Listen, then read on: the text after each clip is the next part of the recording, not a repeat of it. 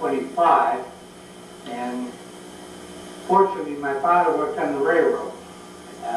And he didn't work full-time, but he'd get called in quite a bit. So we didn't feel the depression like a lot of families did. My dad would get maybe 2 or 3 days paycheck a week, and he was able to buy food. But those poor families where they had no income, the welfare program wasn't like it is today, where you could look to the government for a lot of assistance. Most people had to go out and beg on a charity, go to churches or different maybe government-sponsored programs to get their food and feed the family.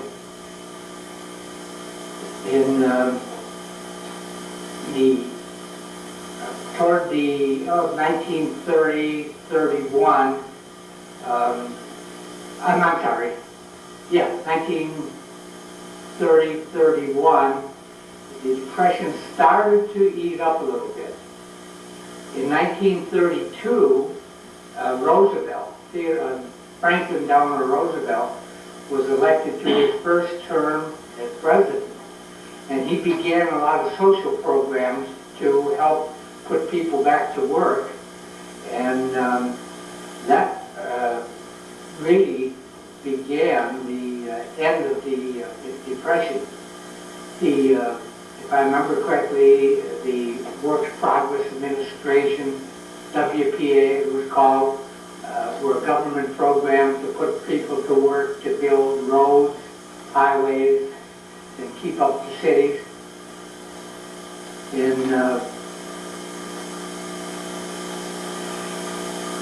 Gradually, a lot of people going back to work started to ease the Depression. Then, around 1933, 34, Hitler began his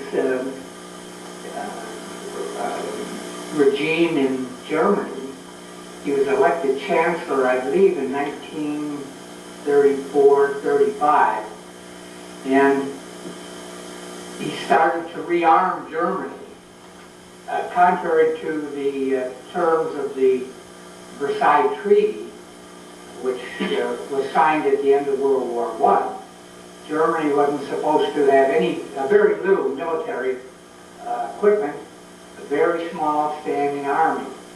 But Hitler ignored that and started building up the Germans, which concerned the rest of the world, particularly European countries and the United States.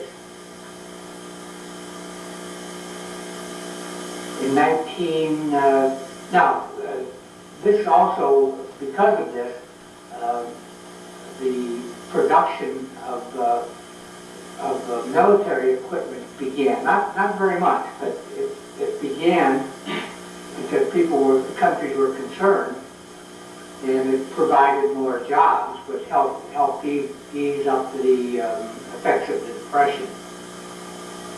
In 1938, Hitler annexed Austria, and that was really the beginning of the real threat of World War II.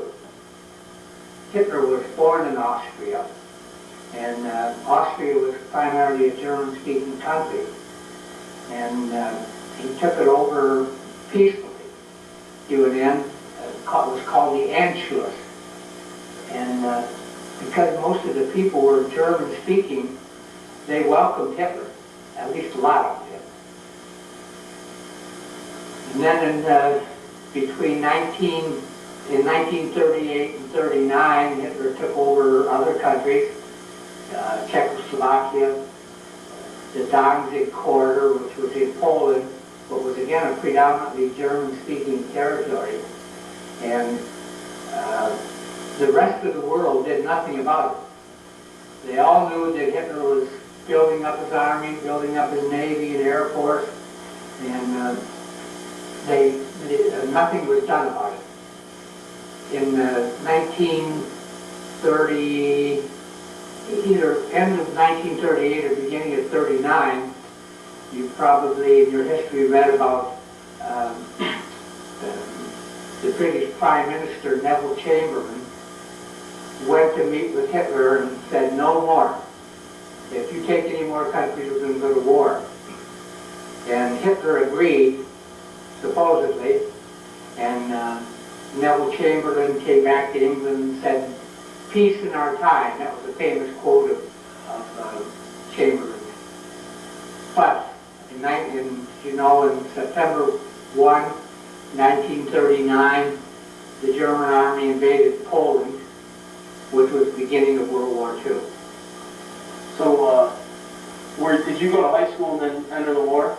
In the military? When the war began, in 1939, I was a freshman at Holy Redeemer High School, figuring out the war will be over before our kids involved. I had 3 older brothers. The oldest one was 7 years older than me. He was worrying about the threat of war. In 1940, Congress passed the Selective Service Act, which meant people, I think it was men from 18 to 35, something like that, were subject to the draft. Initially, it was the draftees had to serve for 1 year. My older brother, who was probably 19 or 20 at the time, was drafted early in the peacetime army. Then my second older brother was drafted, was in the Secret Service, but when the war came, he enlisted in the Navy. And my third older brother went into the Army Air Corps.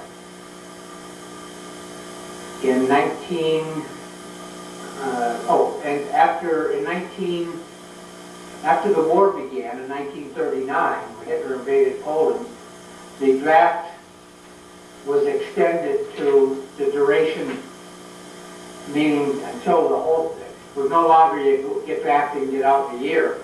You were in until the government wanted you to let you go. Okay? Yes. So, did you get drafted or did you enter? Well, and I graduated from Holy Redeemer in June of 1943. At that time, you couldn't enlist in any service. You had to go through the draft because a lot of the fellows were volunteering, enlisting in the Air Force and the Navy, trying to stay out of the Army infantry. So consequently, the Army was becoming short of men. So when I graduated, you didn't get a choice. You had to be drafted, and then they put you where they want. So in our high school, in our senior year, we hung around a pool room on Burner Highway down near Holy Redeemer.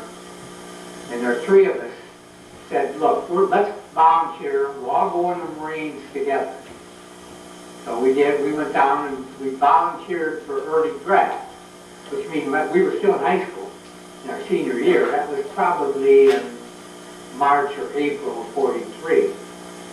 So one day I went home and I got my notice to report for induction, or for physical for induction. So I ran up to the pool room waving my paper, and the other 2 guys were there. And I said, I got mine, and neither one of them had received theirs. So I was stuck by myself, and I wasn't going to go in the Marines by myself. So I graduated on June 6, '43, and on June 29th I was inducted into the service. I was given 6 days to prepare, and then sometime in the early part of July I had a report for service. We went by train from downtown Detroit to Camp Custer, called Fort Custer now in Battle Creek. And that's where we had our initial shock at what we were getting into.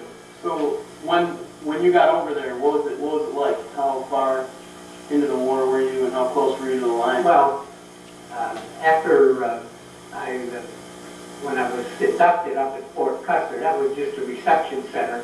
I was sent to Camp Wheeler, Georgia, outside the city of Macon, for 17 weeks of infantry basic training. I wanted to go in the Air Force. Everybody wanted to go in the Air Force. And I'll never forget when we were leaving to ship out of Fort Custer, there were two lines. One went right, one went left. The right went to the Air Force, the left went to the infantry. I was on the left. It ended up in Fort Benning, Georgia for infantry training center. I spent 17 weeks, probably one of the toughest 17 weeks of my life. It was so grueling.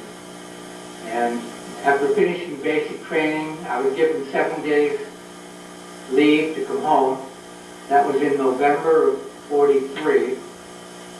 And then after my leave was up, I reported to Fort Meade, Maryland, which is just outside Baltimore. I was there about 6 weeks and then was sent to Camp Shanks, New York, which is a port of embarkation. Spent a week or so there, and then we boarded the French passenger liner converted to a troop ship, the Ile de France, and sailed from New York. We landed in Scotland 7 days later. Now in those days, the U-boats were preying on all the shipping, all the war material being sent to England. And they used to go over in convoys, most of the ships. But the big ships like the Queen Elizabeth, Queen Mary, and other big passenger liners, they went by themselves because they felt they could outrun the U-boats. So we went over in 7 days, where a convoy might take 2 or 3 weeks to get to England from New York. Landed in Scotland. Scotland, we were put on trains, and I was sent down to Cornwall in southern England. And I was assigned to Company F, the 175th Infantry Division, 175th Infantry Regiment of the 29th Division. Now this was in January of 1944. The 29th Division was designated to be one of the assault divisions on the invasion of Europe, which became known as D-Day. So we trained in England for, well, almost 5 months. And then in May, we knew we were going to be in the assault division, but we didn't know where we were going to land, because that was one of the top secrets of the war. Hitler wanted, if Germany knew where the invasion was going to be, obviously we would have been better prepared than they were.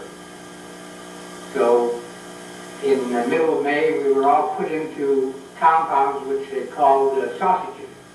And we weren't allowed to talk with anyone other than our own friends.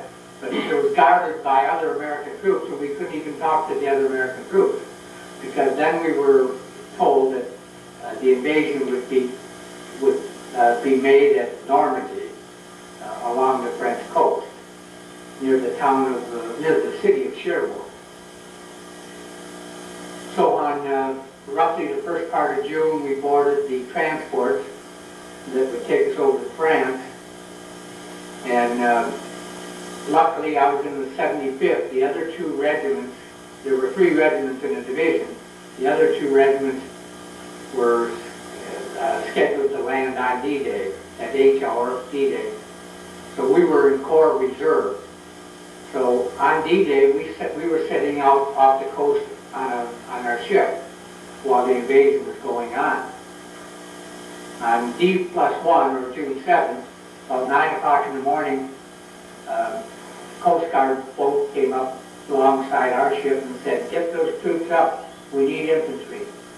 So we had to climb over the rail of our transport that took us from England to France, down a rope ladder into what they call LCVPs, or landing craft vehicle personnel. And they held about, if I remember correctly, probably about 40 men. And from there, we went into Omaha Beach. Now, Omaha Beach, out of all the beaches, the Canadian, American, was the bloodiest beach. More U.S. soldiers were lost on Omaha Beach than all the other beaches combined on D-Day, on June 6th. When our ship got in, the LTBP had a ramp. The Navy man that was running it would let this ramp down and you would run off onto the beach. You've probably seen that in the movies. When we got in, the Navy man tried to let the ramp down, the darn thing was stuck. And we're all shaking there, let's go. So finally he got it to work and the ramp was down and we ended up on the beach. Now fortunately, because of all the brave guys that landed on D-Day, we were able to walk up to the beach and into a little French town called Verville-sur-Mer. And that's that's as far as the D-Day troops had gotten. There was still some fighting in Verville. And that was the first time I fired my rifle. Carried what they call an M1, a Grand rifle. It was clip loaded, had 8 rounds in it. And somebody said there was the church. Every French town had a church, mostly a Catholic church, and they all had the big steeples, the towers. Somebody said there's a sniper up in that tower, so we all round up, shoot off. I don't think there was ever one there, but we all shot our rifles up at this steeple. And that was my first shot in France. Then that was still D1, June 7th. We marched. Now wait, how cut it off then, or how far? I mean, how deep can you go? This can go on for 3 hours. Well, so did you ever have to really go into any close combat with any Germans or anything? Well, I never had any hand-to-hand combat. Yeah, but We were from June 7th to July 18th, which was the fall of St. Lo. That was our first objective, St. Lo, which was a railway and transportation center in France. And it was about 10 miles off the coast of the Normandy beaches. We were supposed to have taken St. Lo by, if I remember correctly, it was maybe June 20th, something like that. Well, one thing the Army didn't plan on when we got into France was the hedgerows. They just, in France, the way they farmed, they would, these 100-year-old, they were called hedgerows, but it was a real thick road. Maybe some of them were 6 foot high and maybe 2 or 3 foot wide, and they were just solid growth. And the Germans had 4 years to prepare the defenses of this area. And they had machine guns and their mortars all zeroed in on all these fields. They have a machine gun at each end of these fields. Fields were maybe 50 yards square. And the farmers, they would plant different crops in these various fields. But we hadn't planned, the Army hadn't planned on these hedgerows, so it was slow going. And the fighting was hedgerow to hedgerow. And we would be in one hedgerow and 50 feet up, 50 yards was the next hedgerow, and the German would be on that side of the hedgerow. The primary, most of our casualties were caused in the hedgerows by artillery and mortar fire, because the Germans had zeroed in all these fields. They could lob their mortars and their artillery into our lines, and they did almost every day. So it would take the infantry to go over the hedgerow to dislodge the Germans in the next hedgerow. And that's where all our casualties were. When you went over these hedgerows, you were exposed. The Germans had the machine guns in Normandy in each corner of the field, and they could mow down the infantry when they went through. So, what was it like for you being, right there with all the other guys? What was your morale like and everything?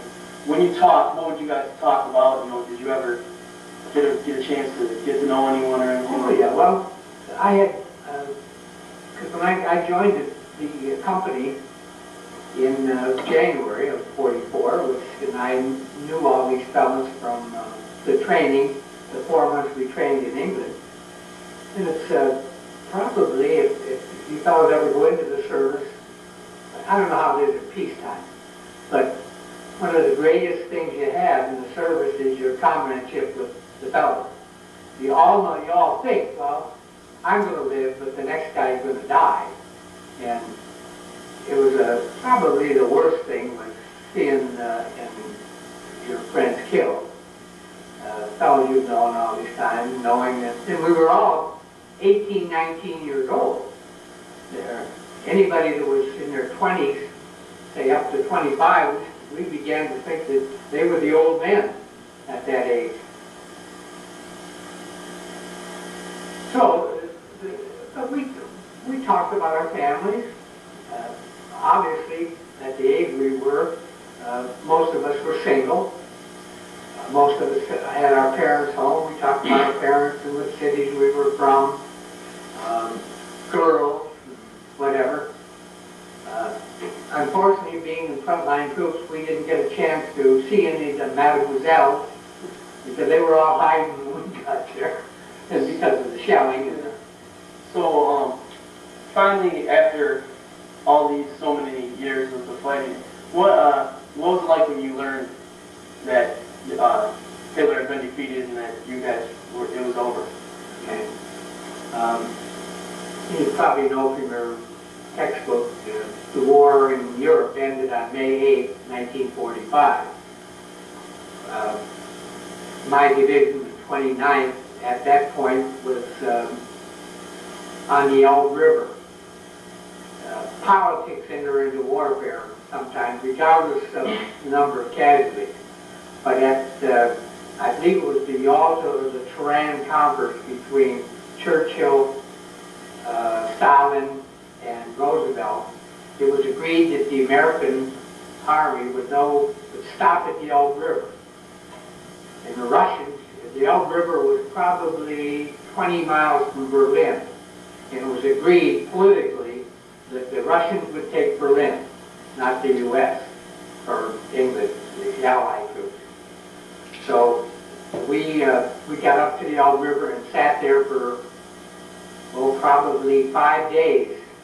And the German troops were surrendering, coming over the Elbe River in any way they could in boats, and so they wouldn't get captured by the Russians because they were scared of the Russians. They knew the Americans would treat them well.